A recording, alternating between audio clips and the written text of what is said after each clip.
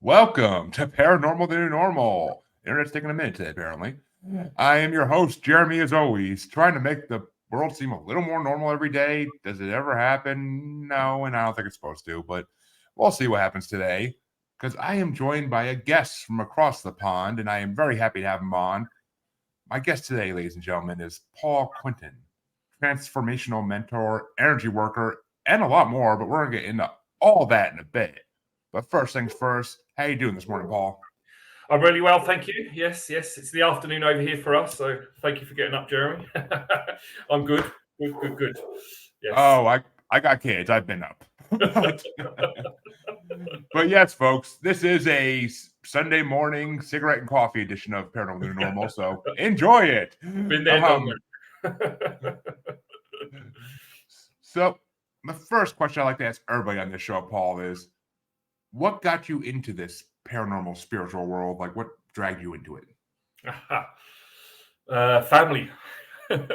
So, as a very young age, I grew up in a psychic spiritual family. The main practice was we went to the spiritualist church occasionally, where they sort of give messages, which was really good. There was a good introduction to, how to channel and bring spirit through the voice. But our main work at my young age was in seances. So what we would do is we'd do it like once a week. I think it was on a Tuesday night, and we'd talk, commune with a lot of definitely obviously ancestors, but more it sort of graduated into sort of helping stuck souls.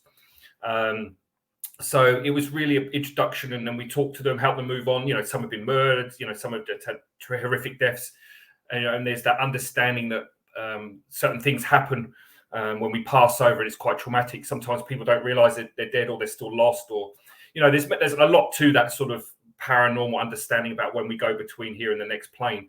But it was very interesting to open up to that. It triggered a lot of fear in me at the beginning, obviously, because it was in the height of the 80s when the horror movies were all up. So you have this Christ, and I was only small as well. So and I used to see spirit, and I used to smell them as well. I especially remember my grandmother when she died. And there's a certain smell that the body gives off just before they're going to pass. That was in the house for about a week. And then she used to come through, and I used to see her a lot. And I think that's how I sort of it became normal for me from a young age, So yeah, that's how I really got into it from the start. Well, I mean, that's a nicer way to get into it than what a lot of people tell me. Where, oh no, I woke up in the middle of the night and there was a ghost next to my bed. Yeah. Like, it's a lot better way to get into it than that. I mean, at least it's with a loved one that's introducing you to it rather than a complete unknown ghost that you don't know if it's there to scare you, to try to harm you, or to help you, maybe. Yeah. Especially got no one to talk about. I think that happened to some of my family members when they were growing up, like my mother and her brothers. They used to have a lot of activity in the house. So for me, I was lucky because it was sort of a bit more controlled. Absolutely. But I'll tell you what, you get into that fear straight away. So it's a good time to, and over the years, I think it was in my early 20s when I started really sort of channeling and going into dimensional stuff, and mainly just through meditation and and I'll talk about more about this as well, but understanding the shadow spirits and actually there is nothing to fear, and it's all magnetic, and this fear is because you still have it unresolved in your soul body. So, and it was really good to sort of understand that, you can, because when you sort of break through that human perception, you understand there is no fear, and then you understand the conditioning on this planet. So it's been quite an interesting journey with getting over the fear of what is unseen, because that's deeply coded in all human beings. We fear what we don't know. Of course. I mean, it's the same when you're a kid. You want your closet door shut at night because you don't know what's in there. Yeah. I mean, 9 out of 10 times, probably nothing, but you never know. Yeah. and then Monsters Inc. came out, and that brought a whole new level of fear to the closet door thing. But yes. But yeah, it's just it's the horror movies didn't help. Oh yeah, I mean, you grew up in the Poltergeist era, so that was freaking me out to no end. Absolutely. They're here. Yeah. They're always here. That's the message. That's the irony. They're always here. Yeah. Yes. I mean, hell, there's probably one around me in my garage right now because there usually is. But so what usually I ask if you had any experience, but I have a feeling with you that'd be a loaded question and we'd be going for hours. So let me narrow it down a little bit. What's the experience when you were a kid that stuck out the most? The one that you remember every detail of to this day? I think when I saw my first spirit, which was actually my great-great-grandmother, and they were doing a seance and I wasn't involved. And I looked out the window because I never used to see them. I used to see them in my imagination, my psychic sight. So it was less daunting. But when you physically see them, so I remember that. And I remember screaming the house down because I was freaking out because I hadn't, obviously at that age, I hadn't processed my fear body and understood it. So that really stood out for me. But I've had quite a few other experiences where they've been, obviously, there's been more activity, but less, obviously, the fear had gone. And like I said, no one wants to go to the toilet at 3 a.m. in the morning and see someone standing there. It's going to freak anyone out. So it's like, Yeah, quite intrusive. But thank God I don't, have that anymore. So that's good in that sense.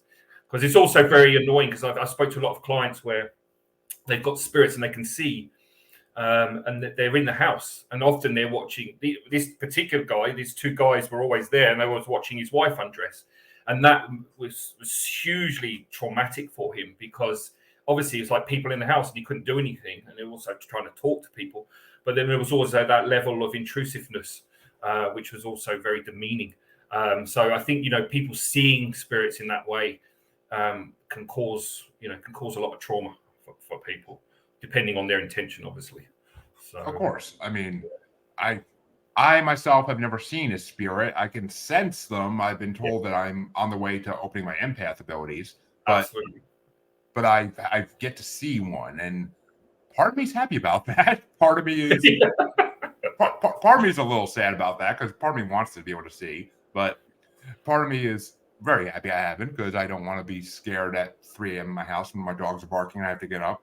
That's because it's bad enough when you wake up at midnight and you open the door and the dog's just sitting there wagging its tail and you can't, and it just looks like a demon at night. So it's like, what the? And then you jump back and you see and then you hear her panting. You're like, oh, okay. But still, it's absolutely scary. It's scary. But well, as you got older, did you start to use this ability as a profession or? Yeah.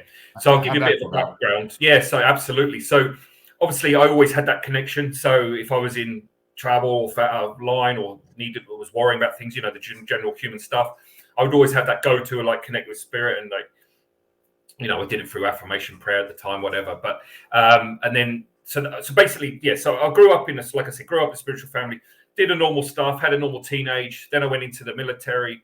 I was in there for about 6 years. And then when I was getting out of the military, I thought, right, I need to do this as a full-time job. And there was a few other people that had got into, they were doing Reiki and other bits and pieces that were talking to me. And I was like surprised because these soldiers were quite, they're quite hard line. But they had this sort of thing. And I was just talking to them. I thought, that's a good message. I'll do this. Because obviously my family were doing normal psychic healing, which is just intuitive in the moment, not so much a modality. So I thought I needed to get some, modalities behind me, get some structure with that. Because that's what the world likes to see. And then I did that for a couple of years. I started training, and then I went and worked on the cruise ships. And I started to teach it a little bit on there. So in the last 22 years, I've been doing it as a full-time job. And only I launched my own modality, which I now have patented. It's insured in about 35 countries. So I'm teaching that, and it's a channeled modality. So it's a process of how to uncondition human beings and to bring them into that alignment with their emotional, mental bodies, but also awaken this whole new era that we're moving into as consciousness. And it's structured where we release timelines of energy, suppressed trauma, denied, repressed trauma in a way where the emotional body is ready to then start accepting the soul body. And then we start to have impressions. So it's a lot about psychic development, intuition, and we work a lot with the shadow forces. So a lot of removing shadow energies and mechanisms that have been put into our DNA around our body, around our brain, and these sort of frequency coding. This is where we start to get into algorithm resequencing of the atom. There's a lot to it, and I won't go into it all now. But it's a process of realigning us with our own consciousness, our non-physical consciousness. So we're teaching that it's not about ascension. because we're already ascended. We're multidimensional. We are everywhere, and we are many people. We're just a hologram of ourselves here, and it's really understanding that you can start to have that full body experience with other aspects of yourself. But in order to do that, we have to remove the conditioning. Now, the conditioning has been heavily set through societal programming, the politicians, religion, all the rest of it. And so we get into removing those shadow imprints. We go into vaccines, we go into the reptilian brain, we go into the cells, we go into all of it. And really, it's just done through imagination and frequency. And I bring some of the Einstein teachings in there because he was obviously talking about how he got all of his stuff through imagination. So we teach you that imagination is your most powerful tool. And if you imagine something without any fear or doubt about what you're imagining, under universal law, it has to manifest. So we're sort of taking out of that sort of new age stuff, all the hippie stuff, the spiritual stuff, and bringing it back to basic laws. Yes, it has all of that energy stuff with it. But when you understand the simplicity of the laws, it really unconditions the whole process, because last thing human beings need is another full set of rules and procedures to awaken themselves. People are tired. They're fed up. We're having enough. Look, the wars, we're in polarized opposites now. And it also brings us back to understanding what's also happening on the planet now and what we're going through, and how that's a reflection of our own internal world. So it's really about, it's an education. It's fun, but the psychic and spiritual development is really, really good, because everyone's psychic, everyone's powerful. We're just conditioned not to feel it. So it's really about bringing you back to knowing that you don't have to go and get something. You don't have to use that mental male energy anymore. It's all about being receptive and just surrendering, so the soul can actually awaken in you, and then you have that full experience while you're here. So it's really about removing misinformation. It's alignment, misinformation, and awakening and transformation. So I work with that, and I do my one-on-ones. So I'm actually got a book almost coming out. It's actually with a publisher at the moment in America. So my literary agent's on it at the moment, so I should hear back soon. And then I'm just developing a few different other courses and bits and pieces. So it's really about, I'm taking it from the one-to-ones now. I still do those, of course, as the bulk of my business as well, but ultimately getting more into the teaching and using that platform to really start to re-educate people and get them into a place where they can understand who they are, and they can sit at home and do the work without having to, think they have to spend all this money or go to India, go to Peru, all the rest of it, and just be able to be still and find their own power. And because we all have it, and it's the misinformation that stopped us from understanding that. So it's really a journey, and we do it over 4 modules. There's a practitioner level if people want to do it, and it's fun. And the good thing about it is it's channeled, and each course is different, and everyone that comes on the workshops had a life together. So every workshop is different because there's different things coming up. So it's very interactive. And often I'll be saying something and Spirit will come in and say, no, we're doing this now. So it's quite fun. Yeah. Exactly. And I mean, it's a spiritual awakening. It's been happening since either 2012, 2015. I've heard 2008. Like, there's different dates people give. But absolutely, yeah. There's been a spiritual awakening for at least the last 8 to 10 years, where more and more people, and I mean, this podcast is a pure example of it, because more and more people are waking up and experiencing their abilities and being like, okay, I'm more than the government tells me I am. I'm more than the world tells me I am. I can do more. And yes, I 100% agree. Religion has shut it down for hundreds of years, if not thousands. Yeah. And so has the government now, because the government and religion have been working together since, God, the 1600s at least. So, absolutely, yes. It's just, but it kind of made me think of something when you said that we're all holograms, because I mean, it made me think of the simulation theory or the matrix theory. Yeah, the matrix. Yeah. Well, I always reference the matrix. Yes.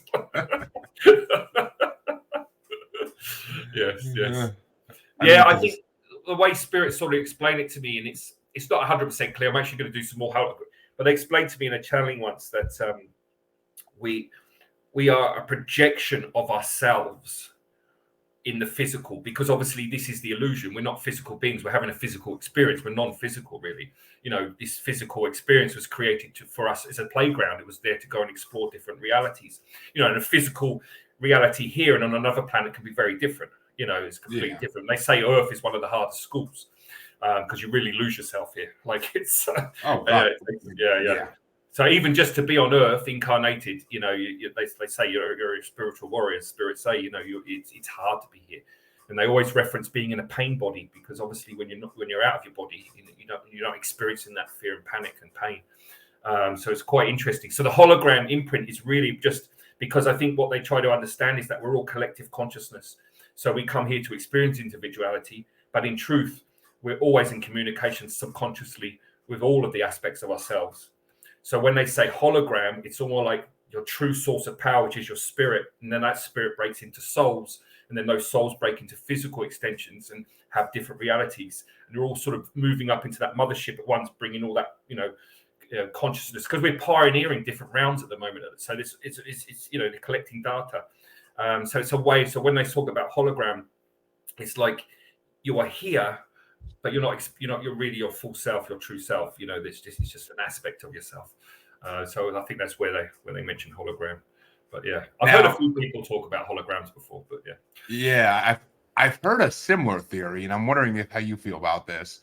The theory I've heard in the past is that it's kind of like the Scientology method of thinking, but we're all extraterrestrial spirits, and Earth is basically how we prove that we deserve to ascend to a higher dimension, a higher plane, is that the alien spirits basically take our bodies and they live life, and either you accomplish what you're meant to do that life, or you got to live it again. It's kind of like Groundhog Day. You got to keep living the same life over again until you get it right. That's true.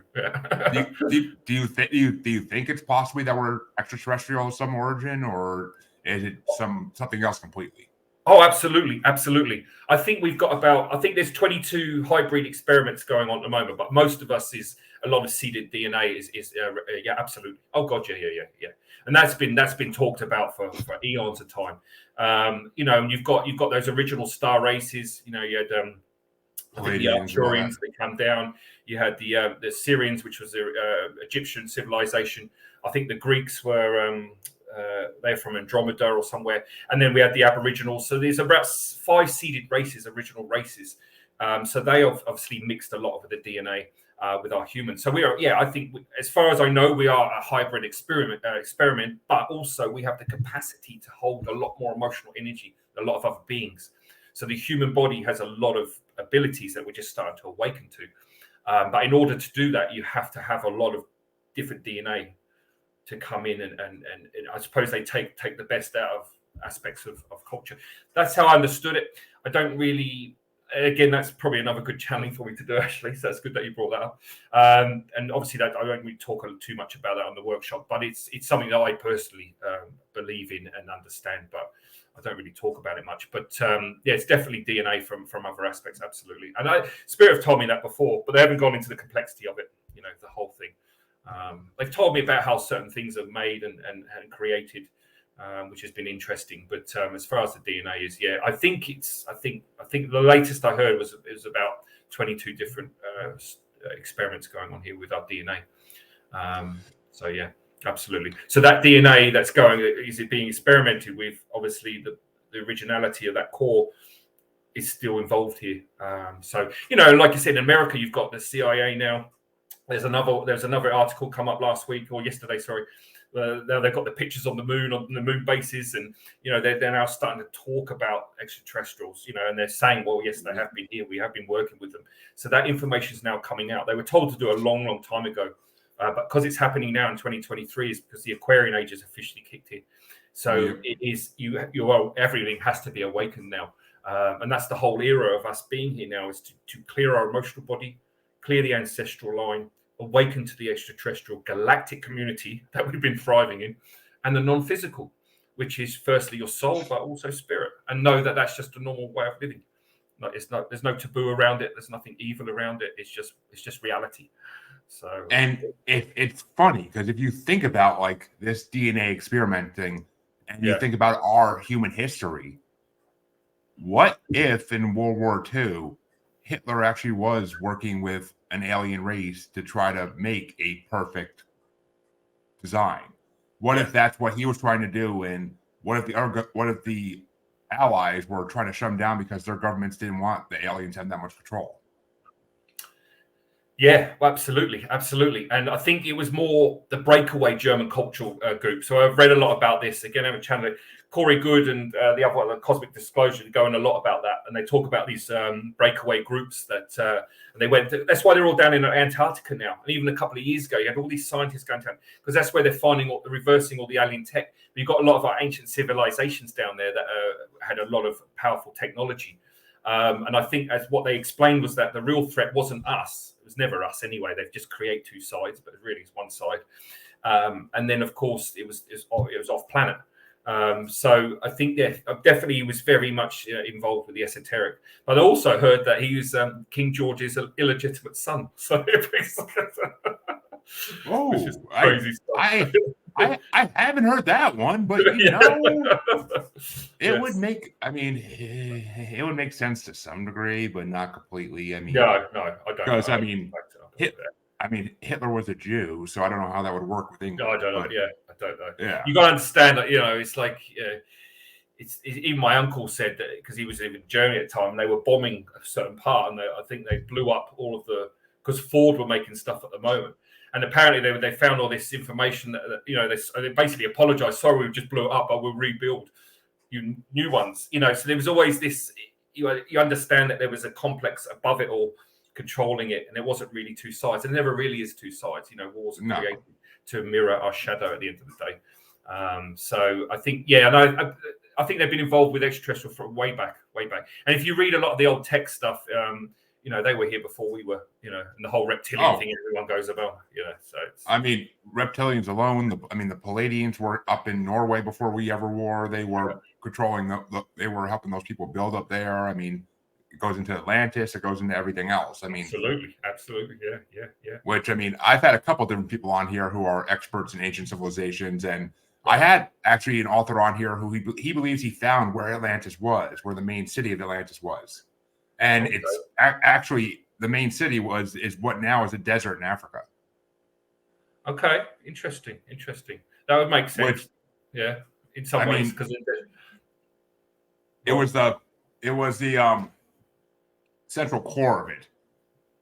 Right, while they may have had city states like an island that sunk, or other places they probably took over a lot of the world until they were defeated by the Greeks and the Egyptians. But it's interesting because they basically were the most advanced civilization of all time, and then they just disappeared because I think all the other civilizations were getting scared, and maybe there was some extraterrestrial influence there as well. Who knows? But I think so, and I think it was another it was a shadow cycle that came back in.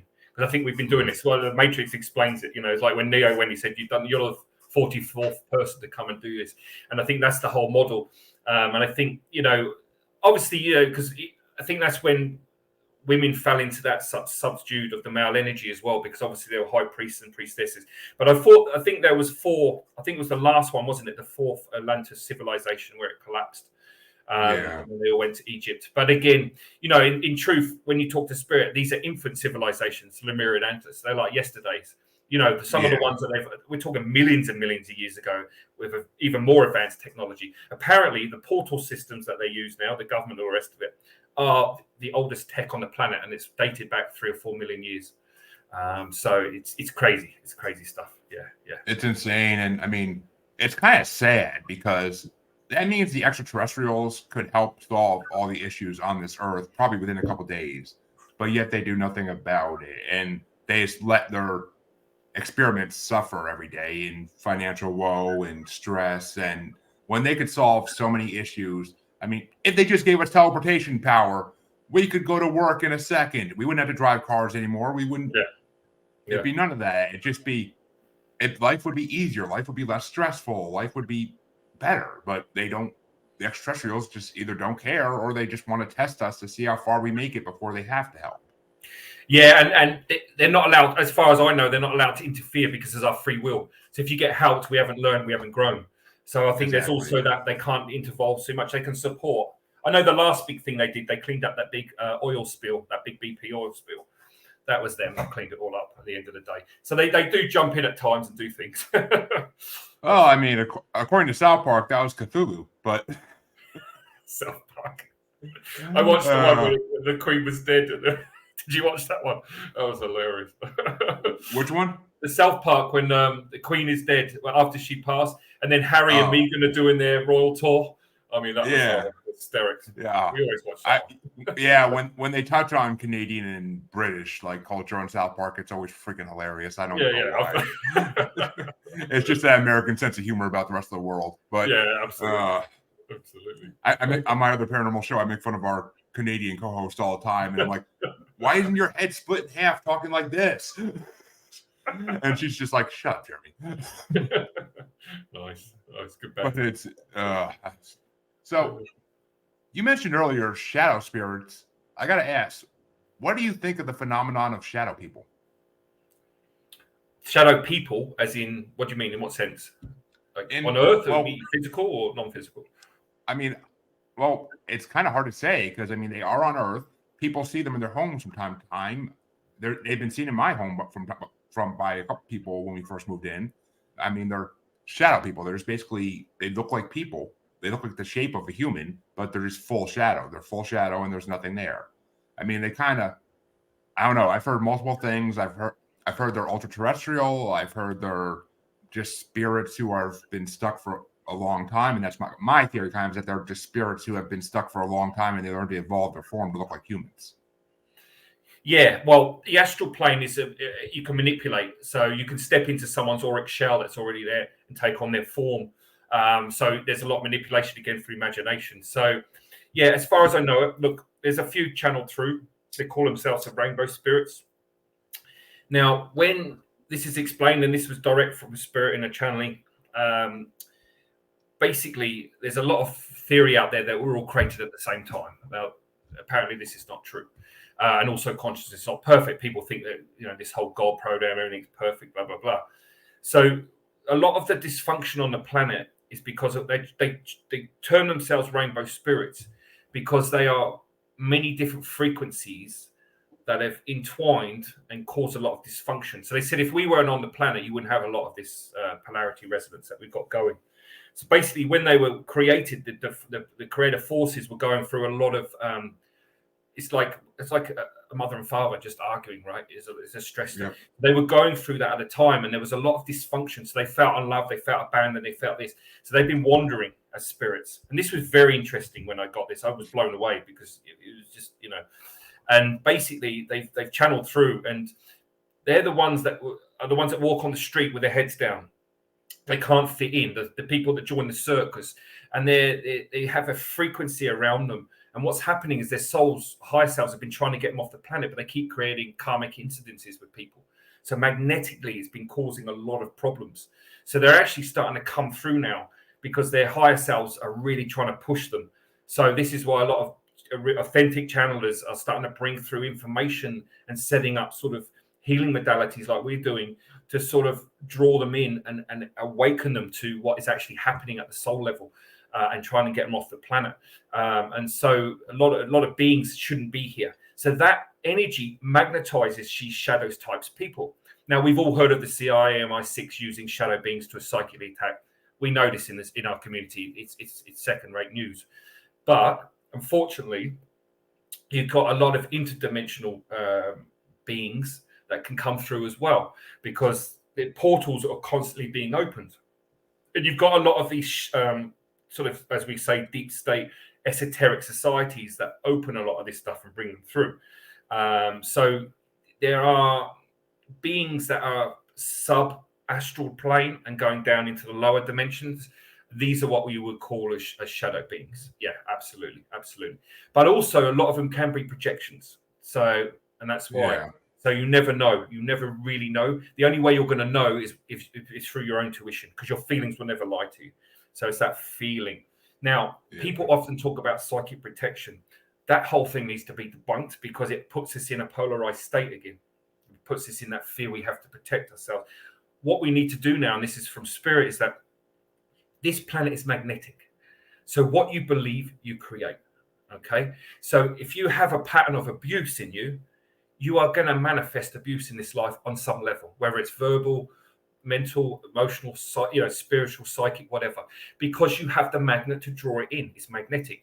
You then have to resolve that in your soul body to release the magnet, and then you won't come. So if you change your vibration, this is what everyone talks about, vibration, and you get your cells, that misinformation moved, because you've got to create oscillation in the cell body, because most things are unilateral, which is why people stay, stuck in their ways.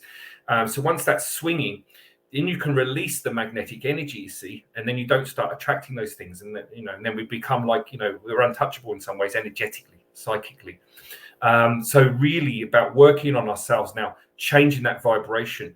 And it's like I say to people, when you fear, you've got panic, you've got stress coming up. That emotional energy is looking for your acknowledgement, and everything in existence wants to be acknowledged because it defines its state and it changes its frequency. So when you observe emotion in your imagination, you're feeling anxiety, right? So you close your eyes, you observe it in your imagination, you give it like an archetype, whatever, something to detach your conscious, your ego. And as soon as you break away, it allows divine current algorithm to move in, and it breaks that polarity. So the emotional energy starts to release itself. So a lot of these triggers that are happening at the moment, what people are seeing as well, is a reflection of what they're denying. So if the soul wishes to freak them out, it's going to create a lot of fear. But ultimately, that fear is to release itself, because fear is exhausted. If you talk to the consciousness of fear, it wants off the planet. It's done. And Spirit said, we don't have to suffer anymore.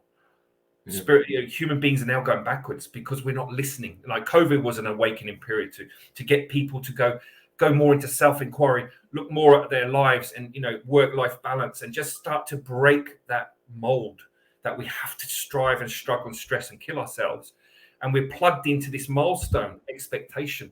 And of course, that has a huge effect on people when they don't reach it, and also, the goals and stuff. They did a study on men that come out of corporate, and they're all getting pancreatic cancer because they didn't have that drive anymore, because they were emotionally inept. They couldn't deal with themselves emotionally because it was all about strive, stress, struggle.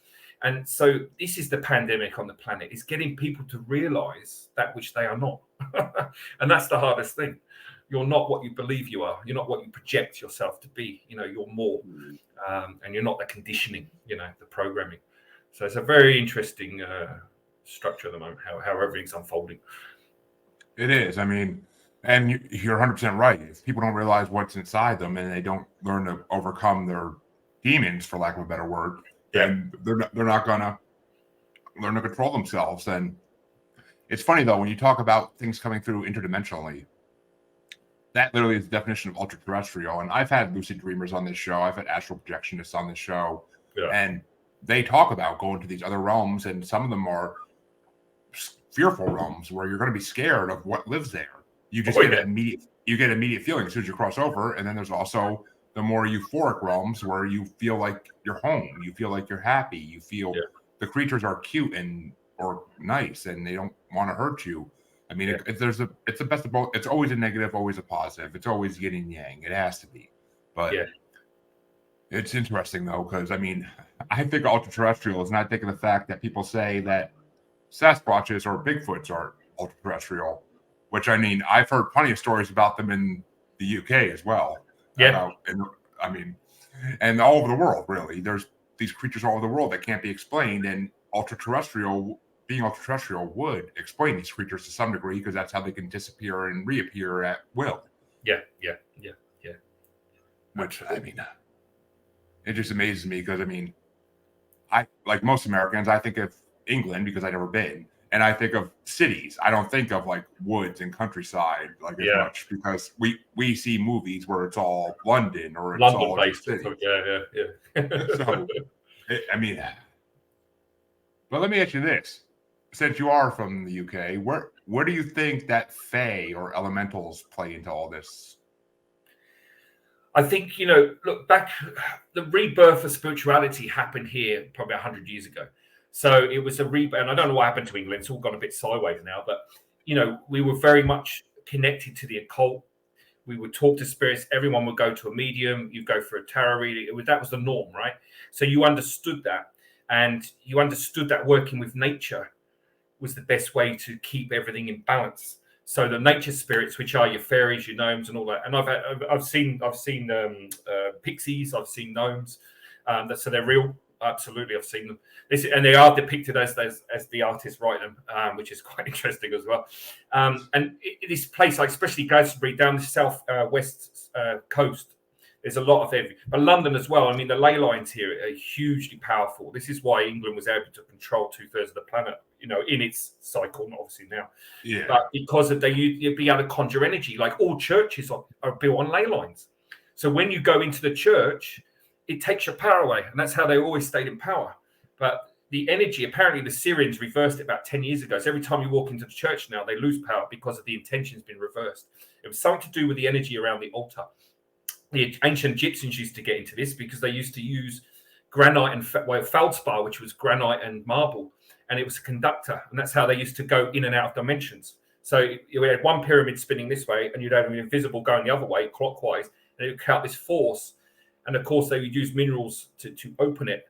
So it's the same sort of analogy, really. So it's I mean, you could talk for ages on this subject, but ultimately, the body's a portal. So when I do my workshop, I teach people to go into their pineal gland and open it up, and then you can go into the multiverse, because the body, and there are many parts in the body where you can access things. Like the hypothalamus, which is hardly spoken about in healing, is actually the physical suitcase of the soul. So it's where all of denied repressed trauma is. So that's the physical aspect of the soul body, the hypothalamus. Who would have thought about that?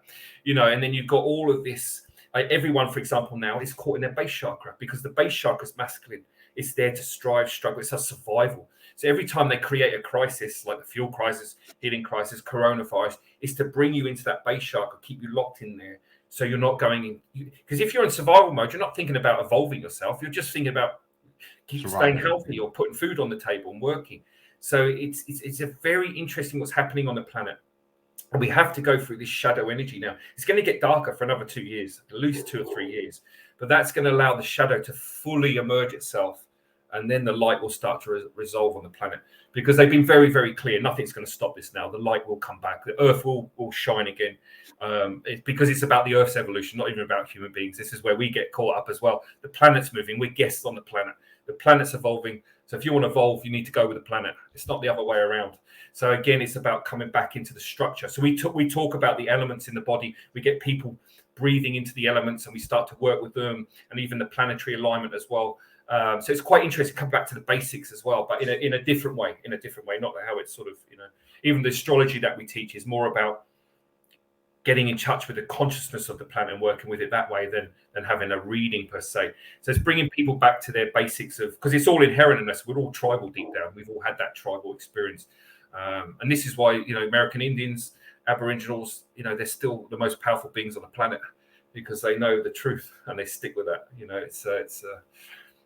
The Native Americans are a great source of power, and I've had one or two on my show, and they're always a pleasure to talk to, because they are so knowledgeable about things that the white men have forgotten over the centuries. We just forgotten, absolutely, because we weren't focused on it. We were focused on building up the Industrial Revolution, building everything up, and making it more easier for us to live.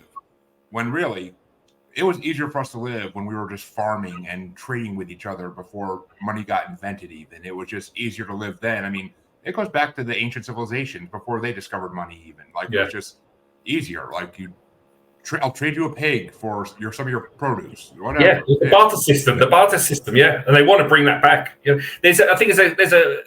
doing it in South America, South Africa now.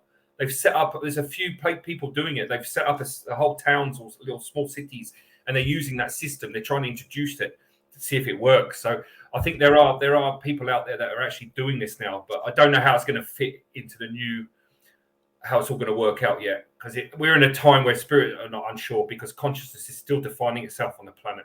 So it's going to be very interesting. I do know that we do need the system is going to. They're not going to allow the one banking system, which everyone's fearing. That's not going to happen. That's what they're really trying to push now. Centralize the one bank. That will not happen. Spirit will be very, very clear. So why would they want to do that? Do you want to make it easier for these hackers to hack the one bank and then everybody's screwed? Which honestly, it's about power control, isn't it? Exactly. I mean, if we're ever going to go back to a bartering system that we did millennia ago that worked. The sad thing is, to go back to that, I feel like it would have to be a complete economic downfall on Earth, where the dollar, the euro, all the monetary values are made worthless. That's what would have to happen. I mean, hopefully it's not like a zombie apocalypse or something that has to happen for that to work. But I mean, the awakening is coming, and it's scary though that we're going to live through 2 to 3 more years of darkness before it actually starts to happen. Yeah. But what do you think about the fact that, like, some news stations have been reporting that that scientists say the Earth has stopped spinning, the Earth has stopped rotating? Right, I haven't heard that. Okay, yeah, interesting. Yeah, I've heard a few news stations say that scientists are starting to believe that the Earth has stopped rotating, and that's why our weather has been so unpredictable. That's why a lot of things have happening. The temperatures have been dropping around the world, record highs, record lows. I mean, just basically, the world isn't what we once knew. Like, scientists can't predict things anymore like they once could. It's bad for crops. It's bad for a lot of things. And I don't know. It seems like something big is coming, and it's not going to be good, but that we have to fight through it for a little while to get to the good side of it. Yeah, I've been very clear. Like, all my messages, I've actually got a channel message here. I could actually read it off if you want. It's on From the Consciousness of Lava from Volcanic Rock. It's very, very interesting. I read this to my group the other day. But the weather thing, this whole weather thing is actually the Earth's emotional body is changing and shifting. This is just another cycle. We always do that. Back in the Middle Ages, England was like Africa. It was like 40, 50 degrees. It was stinking hot. So now it's cold. So the weather's always changing. It's just that we're in that period of where it's been the same for hundreds of years. So there's no actual reports of it changing. And now we're in the midst of a dimensional shift. You know, the atom's shifting. So of course the weather's going to change. The vibration on the planet's changing. It's going to affect everything. All of these volcanic eruptions and tsunamis and floods and all the rest of it. That's the Earth's emotional body cleansing herself, clearing it. And don't forget, I've never explained this, but what people don't understand is if you die or get killed or whatever happens to you, that's been agreed on the soul level. Nothing can go against your will. And this is another thing. It's all about acceptance when things come instead of fighting it, because it's like when you lose your job and people get panic and stressed. The soul has created that. Soul has got you the sack or redundant because it wants you to go to this place, because that's where you need to be. That's the next part of your soul contract. You need to meet these people. You need to have that experience, that relationship. Otherwise, you're not learning and growing. So we get too stuck in staying in one place. And this is another thing that needs to be shaken up, which has been great because the internet now, and everyone's international now, everyone's traveling. School kids are having a year off and they're going to do things that was never back in our day when we were kids, you know. So there is a shift now happening, which is good, but it's sort of married up. You know, this whole ADHD thing that they're going about with all these kids now. The kids do not fit into the draconian system on this planet anymore. It's too narrow-minded. It's too controlled. These kids that are coming on now, they're highly evolved beings, a lot of them. They can't come into this. It's like trying to stick a cat into a matchbox. You know, you can't fit. It's not going to work. You know, so it's like, you know, everything's been shaken up. But because we don't have the people in power actually telling the truth at the moment, people are still freaking out and don't know what's going on. So again, misinformation is still in play. It's all about misinformation. Exactly. I mean, I feel like every child nowadays has to have something wrong with them. It seems like they have to have ADD, ADHD. They have to be on the spectrum. Like, every child is being put into boxes of what's wrong with them. Well, gee, maybe they're just being overwhelmed by everything going on in the world today, and they're not. I mean, my generation was literally the last generation that could handle what we were given as kids, because we didn't have the internet right away. We didn't know much about the world besides our small neighborhood until we got older. I mean, I grew up in the suburbs. We went outside the suburbs to the nearest city once in a while, but for shopping and whatnot. But I mean, most days we didn't leave our freaking house or our neighborhood. And if we went on our bikes throughout the neighborhood, that's about as far as we go. But we weren't seeing the world. I mean, I didn't know. I grew up in New York. I didn't even know what New York City looked like until I was at least 6 or 7. So it's not like I could turn on the internet. It's not like I can go online and look at Google Maps and be like, oh, here's a shot from a freaking satellite of what New York City looks like. Exactly. Yeah, absolutely. I mean, the technology upgrades in this world have had benefits, but they've also had a lot of downside to them, and that's part of the issue. I mean, YouTube and computer games have ruined kids, as far as my opinion is. We didn't have that, and we didn't learn things that we shouldn't learn yet because we didn't have access to it.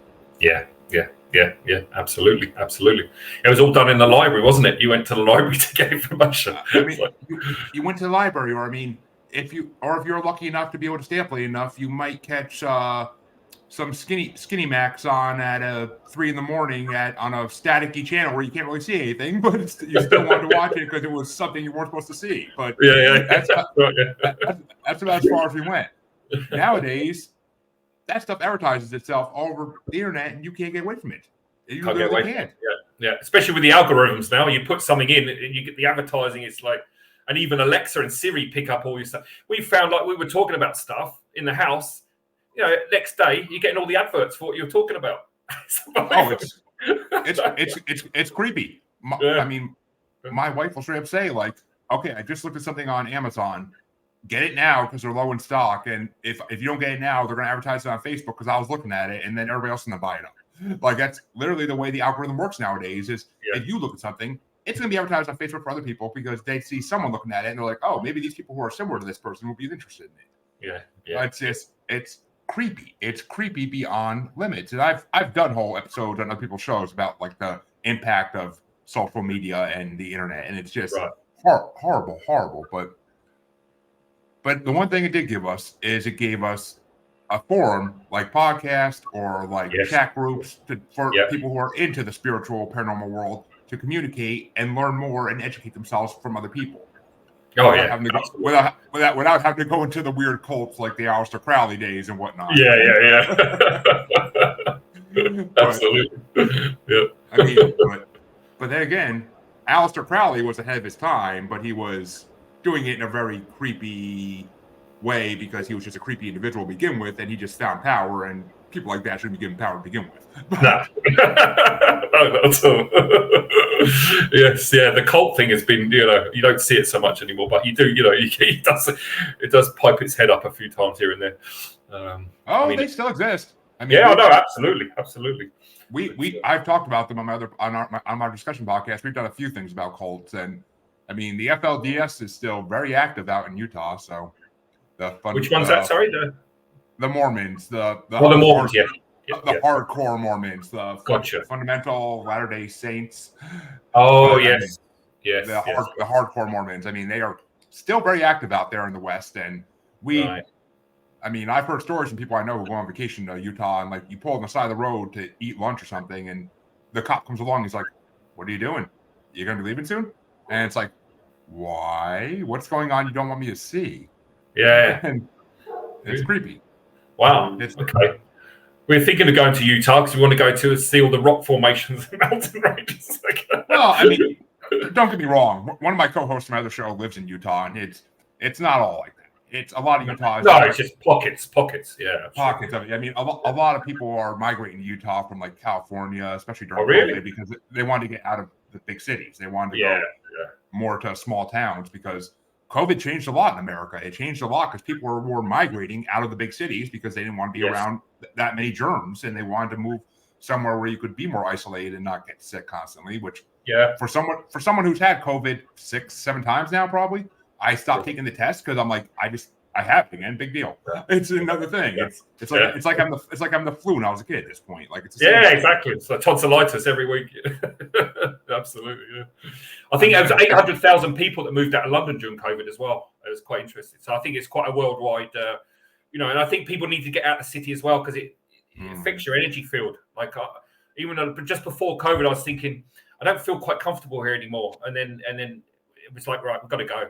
We're gone. In 2 months, we were out there, and it was feel better. I mean, I have never lived in a big city because I never wanted to, because I always felt like big cities were too overwhelming to begin with that many people in a small area. I mean, it's just, I'd rather live in the suburbs or in a rural area where, I got neighbors, but guess what? I barely see them, and they live a good 100, 200 feet away at least, and they're not going to bother me. That's good. I don't want to live like this next to another house in the city, and you keep your blinds shut 24/7 because they can easily look out their window into yours. So exactly. You can see Trevor's window. At least like when you're set up, you can agree to meet. It's like a like a formal thing, isn't it? You don't just you're not in each other's face every 5 minutes, which is nice. Yeah, I mean, if you want to go talk to your neighbor, that's great. Go next door, walk down the street a little, and go up their driveway and talk to them. But I mean, it's not like you constantly have to meet each other every day and deal with each other, because it creates a lot of the adverse relationships that. Yeah, small talk is too much sometimes. It's like, it really is. I mean, when I get home at the end of the day, I don't want to be like, have somebody coming out being like, "Hey, how was work today?" Get the fuck away. I want to go to my house and see my kids and wife. That's what I want. That's what I want to do. I've been out of the house for 11 damn hours. I want to go in my house. Exactly. Chill, man. But I mean, because it's, but I love it, because I mean, this world is awakening, and that's the message of it all. This world is awakening, and people like you are definitely assisting with that awakening in a great way, because everybody I had in the show is assisting with their awakening in some degree. Absolutely. Whether some more than others, but everybody's doing their part, and that's what matters, because we're going to need it in a few years. We're going to need everybody to be as awakened as they can be. And I mean, I've heard theories too that with COVID, that it took out people who were awakening, because that was the government's plan to take out those who are awakening, and that way they sent us back a few years. Yeah. But always been population diminishing population. Sorry, it's been on an agenda of the shadow for a long time, and a lot of people. So when they created COVID, they built it off of smallpox and tuberculosis, because most of our DNA has got an imprint of that. So again, it's all about receptor cells. So it was easy to pick up. So some people that are awakened that actually got COVID, it wasn't so much you caught the virus. It awakened the memory of having in another life, so you could actually let the imprint go. Because when it all came through, Spirit said, like, do on your Facebook group, start to remove the imprint. So we did a live channeling and healing to remove the frequency around the cell. It's quite interesting. That's part of the shadow work as well.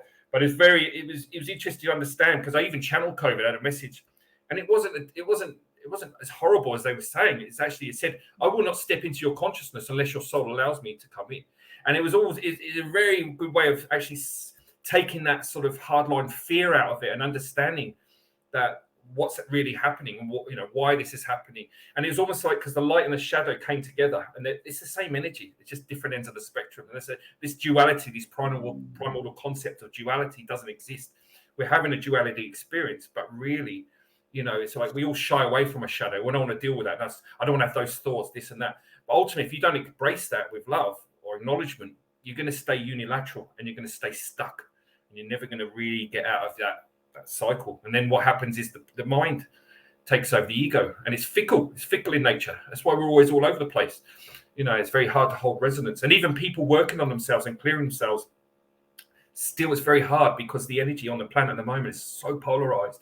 So you can get swung left, right, and center.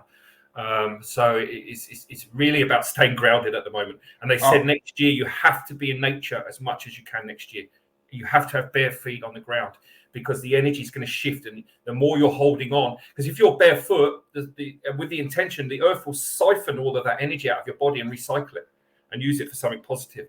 So it's like you say, when you're angry at someone, don't shoot it at them, shoot it into the earth, because the earth will recycle it. It's all about energy and consciousness.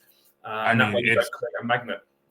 It's exactly like my Reiki master always says. Like, she tells me all the time, like, go outside in nature and let the root from the earth attach to your feet and siphon the energy, and find the obsidian and the other two rocks I can never remember that are deep below the earth, and connect to them. Like, I mean, I've been getting Reiki lessons now for a good 4 or 5 months, and well done.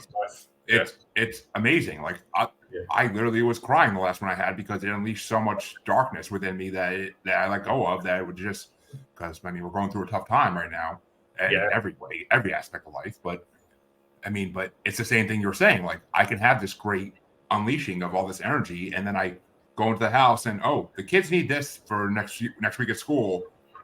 We don't have the money for that. Oh, great! Here comes that energy back again. Like, it's just, like, I need, like, I seriously just need to record the Reiki and just listen to it constantly to keep it working. But it's just, it's hard to stay balanced. Yeah, absolutely. Yes, yeah.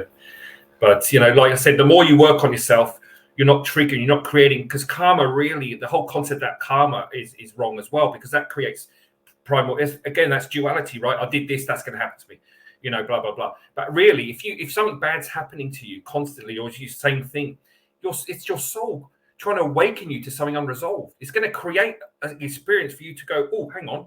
So instead of going into blame or staying in the pain body, you've got to be inquisitive and say, well, so why is this happening? Because the inquisitive breaks that state, you see. And people aren't inquisitive. And this is the problem with the medical profession now. We're all running to the doctor just to get the medication, but not asking, why do I have it? You know, Bruce Lipton debunked the whole epigenetics model, which was great. He was saying about, you know, the brain of the cell is the membrane, not the nucleus. So the whole hereditary model has been debunked. So just because your mother got heart disease doesn't mean you're going to get it. It's about environment, belief systems, and what you feel. So if you change that in your life, you don't have to magnetize this whole model of I'm going to get that. That causes a lot of fear on people. A lot of my clients always come up that I'm really worried about getting cancer because my granddad had it, blah, blah, blah. So it's very interesting. It's just like, again, misinformation, right? So Oh, of course. Well, you're talking to someone who actually had a YouTube video taken down because we talked about COVID vaccines, and it got deemed as medical misinformation. So I mean, it's tough on that. Yeah. Oh, they are. It got taken down. I appealed it, and they still were like, "Nope, you did this. We're taking it down for good." And I am not even going to try to repost it because I don't want to lose my YouTube account completely. No, you got to be careful. Yeah. You've got to talk around it. You know, it's like just But I mean, people know. They're not stupid. You know. Yeah, they are. I mean, it's the government control is getting out of hand in a lot of things, and I just it's crazy because the actual authenticity of the government was meant to be. We were meant to vote on everything, like all these policies, and there would have been generally there'll be a council of normal people that would have a council that would say, right, we voted on this. This is what we want to do. You're the governing body, so you make it law, you push it through. We tell you, but it's not. It's this dictatorship. You know, we think we live in a democracy. No, we live in a dictatorship. We always have, and that's another thing. You know, you can say with all this left ring, white ring, blah blah blah, but ultimately, you know, we're under that control. And I think that's the thing that now human beings are waking up to, and that's great. Yep. They're saying, you know what I mean? This doesn't feel right. There's too much. You're saying this and then doing this, and it's like, you know. But the whole reason we still listen to them when they go on their campaigns, and we still believe that they're going to deliver, is because of that brain programming around the reptilian stem of the brain. It's there to keep us believing in the lies. It's without us thinking for ourselves. It causes us to capitulate unconsciously, and this has been a huge part of the work that we're working with now. Is getting the frequency around the brain changed, so you can unleash that awakening, because it stops you from accessing stellar consciousness, your awareness of the non-physical as well. So very interesting. The amount of times that people have told me in the last year that, X-Files was right. There is a shadow council that controls everything in the country. I'm like, you're just realizing that now? Yeah, like, exactly.